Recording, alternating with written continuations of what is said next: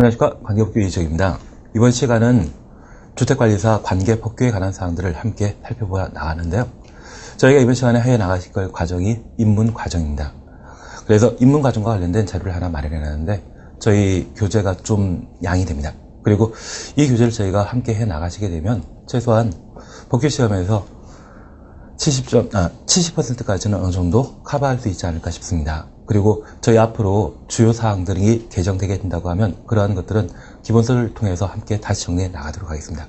그래서 입문과정과 관련되어서는 그냥 버리실 것이 아니라 어느 정도 공부를 해 놓으시게 된다고 하면 기본과 그리고 실제 시험에 나올 수 있는 아주 주요 사항들을 저희가 함께 접하시게 될 겁니다.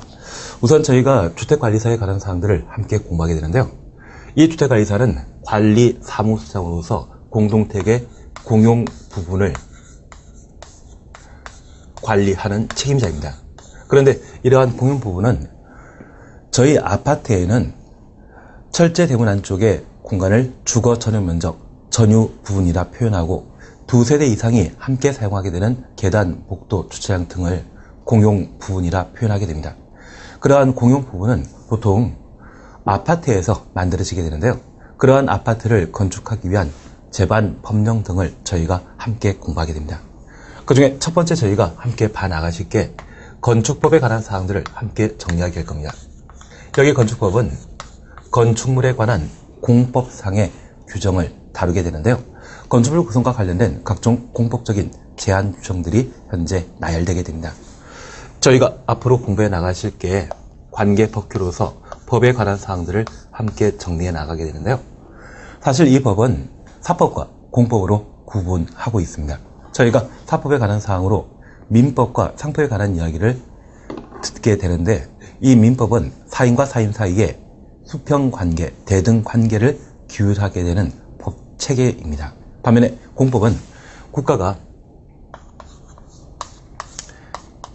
공익을 도모하기 위해 일반 국민을 대상으로 규제하는 법률로서 하나의 행정 규제에 관한 사항들을 현재 내용을 담보하고 있습니다. 그래서 여기 건축법도 건축물에 대한 공법상의 규정으로서 건축주가 건물을 건축하거나 또는 유지 관리하게 되었을 때 그에 관한 제반 규정들을 나열하게 됩니다. 그래서 이 건축법에서는 다양한 형태의 건축물을 만들게 되고 아파트라고 하는 건축물도 그 대상에 포함되게 됩니다.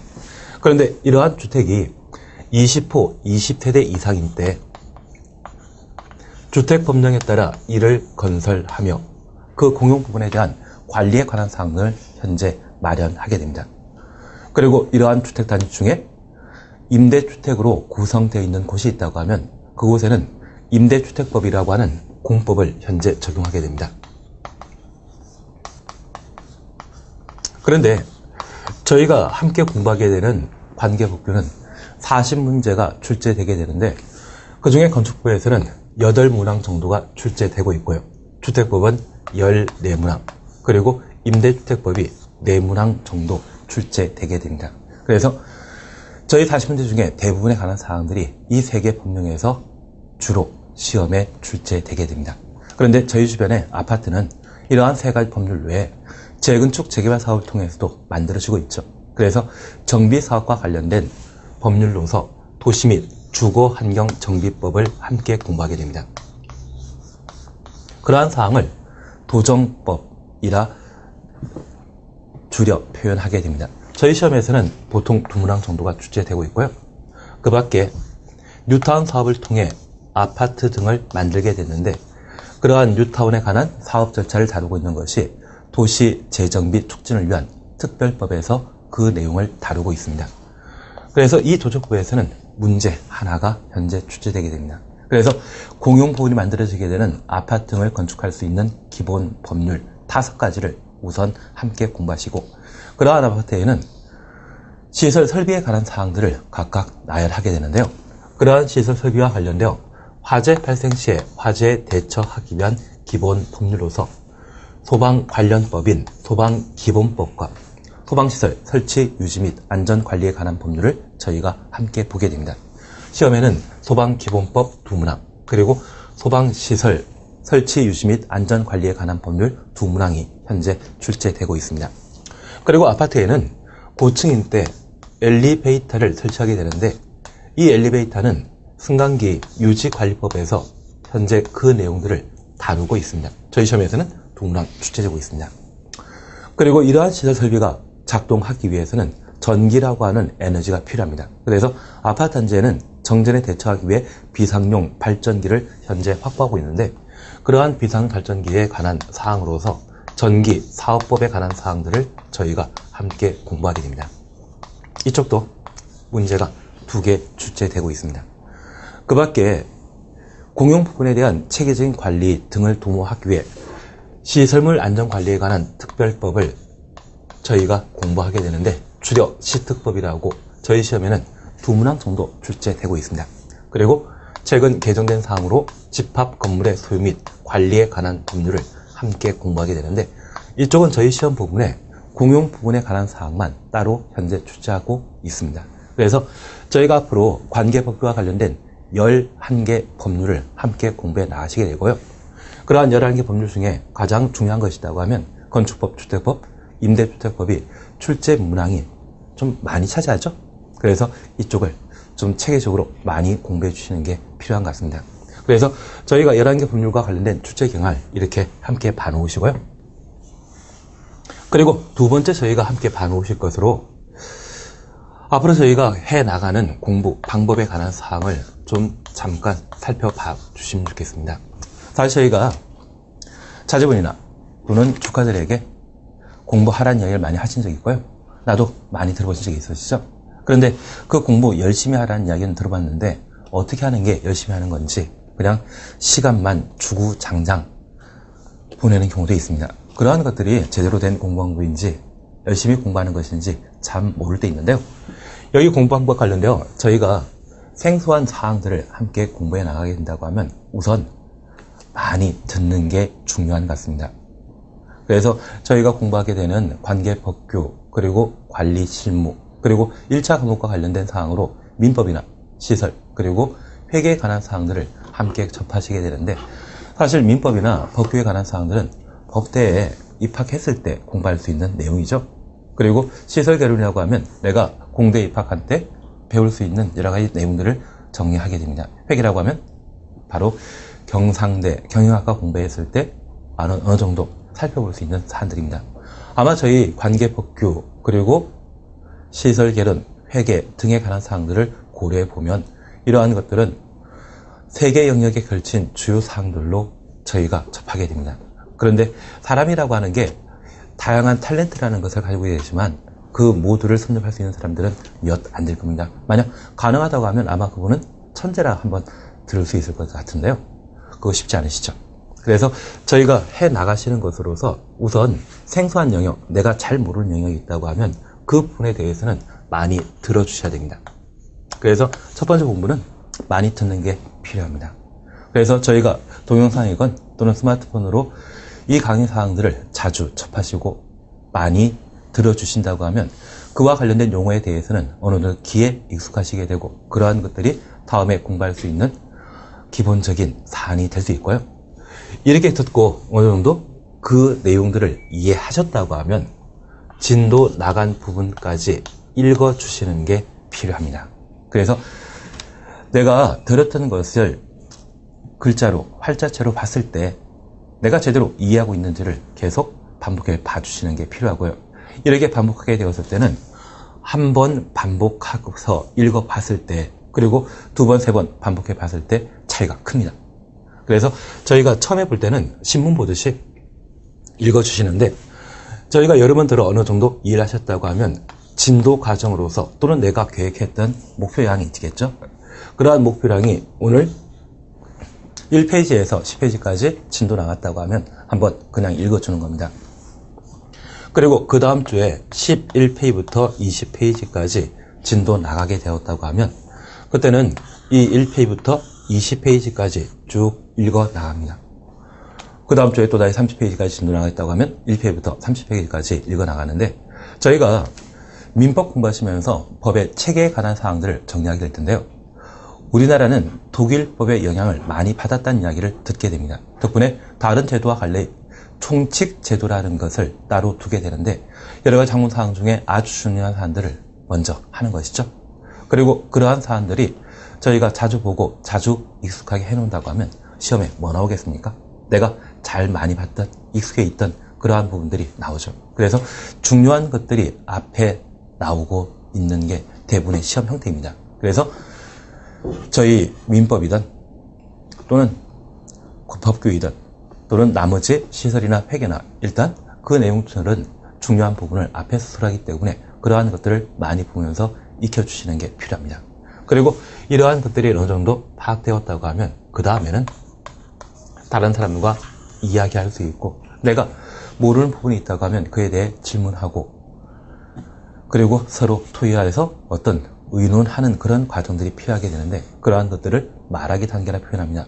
그래서 이러한 과정들이 계속 반복되게 된다고 하면 내가 제대로 공부하는 게 되겠죠. 그리고 어느 순간에 이렇게 말할 수 있다고 하면 뭐 저를 대신해서 이러한 자리에서 함께 강의하시는 것도 가능하시겠죠.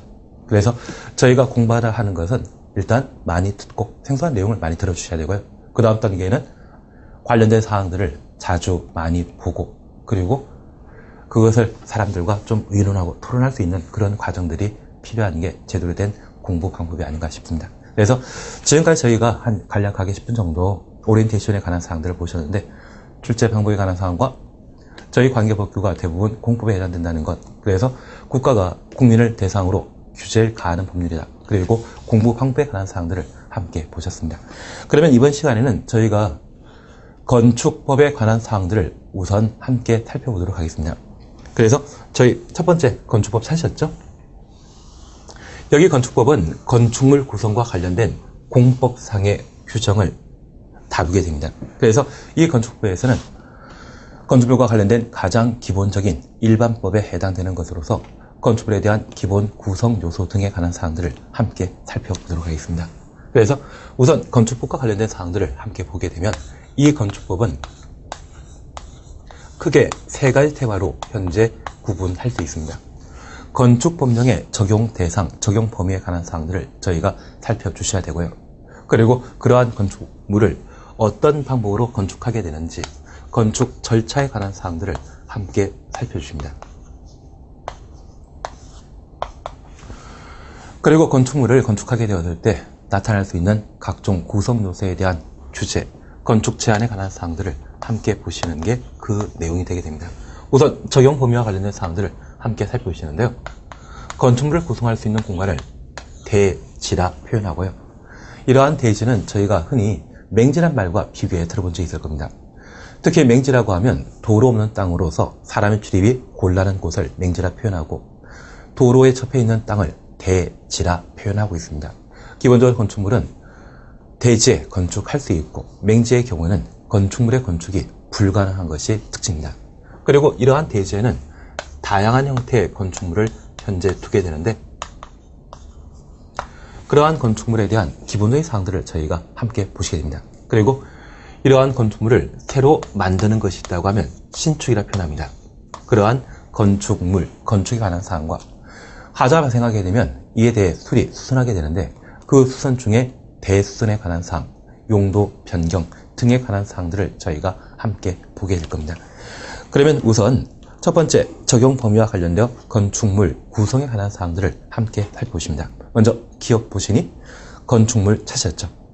A번은 건축물에 대한 개념 정의에 해당되게 됩니다. 그대로 보시면 건축물이란 토지에 정착한 공작물 중에 지붕과 기둥 또는 벽이 있는 것과 이에 딸린 시설물, 지하나 고가의 공작물에 설치하는 사무소 등의 대통령이 정하는 것을 말한다. 그래서 건축물에 대한 기본 정의에 관한 사항들을 저희가 함께 보셨는데 여기 건축물과 관련되어서는 사실 기본적인 용어 구분으로서 건축물이란 말과 공작물 그리고 시설물이란 말을 저희가 꼭 한번 확인해 주셔야 됩니다. 지금 건축물 개념 정의에 있어서는 건축물이란 토지에 정착한 공작물 중에 지붕과 기둥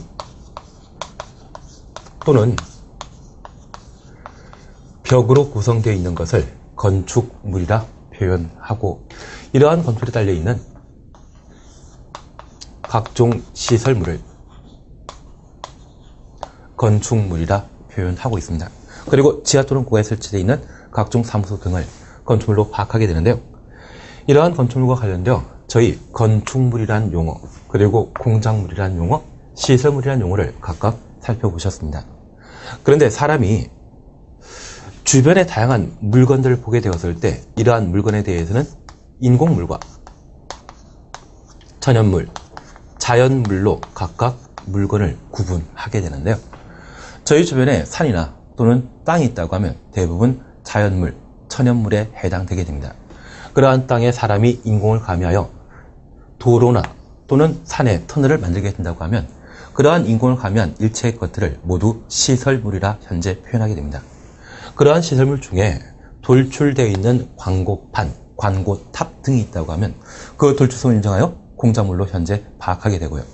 그러한 공작물 중에 지붕이란 구조를 갖추게 된다고 하면 그때부터 건축물로 파악하게 됩니다. 그래서 이 건축물과 공작물은 서로 비교하게 되었을 때 주된 요건에 해당되는 것이 바로 지붕이고요. 이러한 지붕은 혼자 지탱하기 곤란하기 때문에 기둥 또는 벽이라는 게 필요합니다. 그래서 이 기둥과 벽은 부가적 요건이지 필수 요건은 못 되죠. 그래서 건축물에 대한 기본 개념에 있어서는 토지에 정착한 공작물 중에 지붕과 엔드 개념이죠. 기둥 또는 벽. 기둥, 벽은 부가적 요건이기 때문에 이에 대해서는 또는 개념을 현재 사용하게 되는 겁니다. 그리고 두 번째, 이러한 건축물은 그에 딸려있는 각종 시설물이 있다고 하면 그 시설물에 대해서는 더 이상 시설물 보는 것이 아니라 건축물 자체로 보겠다. 그런 의미인데 가끔 저희가 고속도로 여행하다 보면 그 고속도로 주변에 광고탑이나 광고판을 저희가 볼 수 있을 겁니다. 이러한 것들이 독자적으로 존재한다고 하면 그 자체는 공작물 자체일 뿐이고요. 하지만 건물 옥상에 그러한 광고판 등을 설치하게 된다고 하면 그 순간부터 바로 건축물 자체로 보겠다는 이야기입니다. 덕분에 가끔 저희 주변에 경사진 곳에 건물 건축하기 위해 축대를 조성하는 경우가 있습니다. 이러한 축대만 존재한다고 하면 그때는 시설물일 뿐인데요. 또는 공작물일 뿐인데요. 그러한 축대에 주택이나 건축물을 건축하게 된다고 하면 그 순간부터는 바로 건축물 자체로 오겠다는 겁니다. 그래서 이 건축물에 딸려있는 각종 시설물, 심지어 공작물, 시설물에 한 단계 발전되어 있는 공작물도 건축물과 함께 존재한다고 하면 그때는 건축물 자체로 보자. 그래서 저희 건축물과 공작물, 시설물에 대한 기본 개념을 이렇게 한번 살펴놓습니다. 그리고 지하 또는 고에 설치되어 있는 공작물 중에 사무소 등으로 사용하고 있는 것, 저희 지하철 역사 가보신 적 있죠? 그러한 지하철 역사, 그러한 것들도 건축법의 적용 대상이다. 그런 의미인데 그러한 지하철 역사는 보통 도로 밑에 있죠. 그러한 도로는 대지 2단이다. 저희가 기본적으로 대지는 도로에 접해 있는 땅을 대지라 했죠. 그래서 도로 자체는 대지가 못 됩니다. 그래서 가끔 대지 없는 건축물이 존재할 수 있는데 그러한 대표적인 것이 종로 이가에 가보게 되면 낙원상가라는 곳이 있죠. 그러한 낙원상가가 바로 여기 건축부의 적용 대상인 건축물이 될 수 있다. 그런 개념을 현재 설명하게 됩니다. 용어 정의에 관한 사항 그렇게 한번 살펴주십니다. 그리고 두 번째, 이 건축물에 대한 기본적인 구분을 함께 해주시는데 B 찾으셨습니다. 고층 건축물이란 층수가 3층 이상이거나 높이가 120m 이상의 것을 말한다. 초고층 건축물이란 층수가 50층 이상이거나 그 높이가 200m 이상의 건축물을 말하며 준초고층 건축물이란 고층 건축물 중에 초고층 건축물이 아닌 것을 말한다.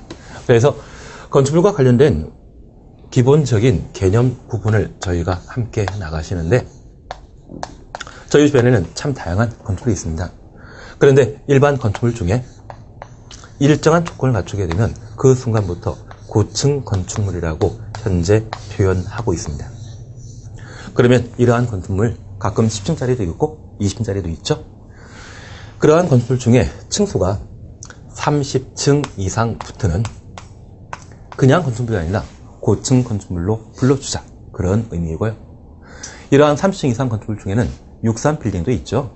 그러한 63빌딩이 있다고 하면 그때는 보통 고층 건축물이 아니라 초고층 건축물로 불러주자.